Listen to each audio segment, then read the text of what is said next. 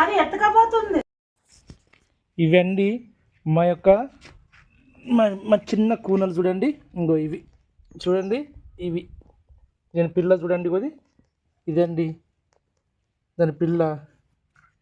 అంటే దీని ఇదండి చూడండి ఇంత చక్కగా ఉంటున్నాయో, ఆడుకుంటాను చూడండి.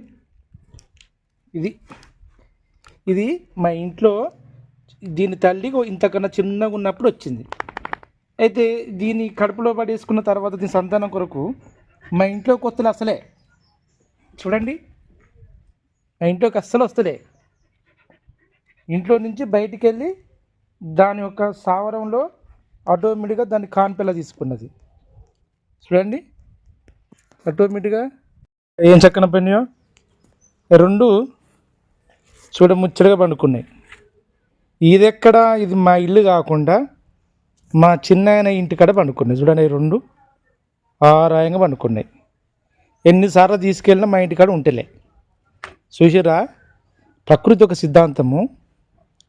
ఎక్కడైనా కానీ తన యొక్క వాతావరణం తగ్గట్టుగా, శీతోష్ణ తగ్గట్టుగా ఆ తల్లి దాని యొక్క కూతురు ఆరోగ్యవంతంగా ఉండాలని మీ ఇంట్లో పెట్టి ఎంత దాచినా ఇలా సహజసిద్ధమైన ప్రదేశంలోకి వచ్చి ఈ విధంగా ఆడుకుంటూ జీవనం సాగిస్తాయి.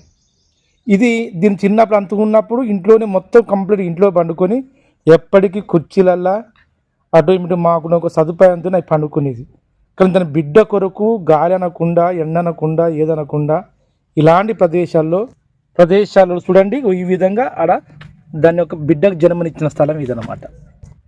ఆ బిడ్డకు 15 రోజులు వచ్చిన రోజుల తర్వాత ఇలాంటి ప్రదేశాల్లో ఉంచి భద్రపరుస్తున్నాయి. ఇలాంటి ప్రదేశాల్లో ఉంచుకుంటూ ఇలా సంచరించుకుంటూ ఇక్కడ ఉంటేనే చూడండి అవి వాటికి శీతోష్ణ స్థితి తను నచ్చిన విధంగా అవి ఆడుకోవడానికి, కాలం గడపడానికి ఉంటాయి. అంటే ఈ సృష్టిలో ఏ జీవైనా కానీ తన సూర్య చంద్ర భూగమనంలోనే ఆ స్థితిగతులకే మెదులుకోవడానికి ప్రయత్నం చేస్తాయి. మనిషి అయినా ఎవరైనా కానీ ఇలాంటి యొక్క పంచభూతాలు ఉన్న వాటి చుట్టూ తిరిగే మన జీవన వృత్తాన్ని మెదులుకోవడానికే ప్రయత్నం చేయాలి. ఇదే వీటి నిదర్శనం అండి. సృష్టి ధర్మం అంటే ఇది.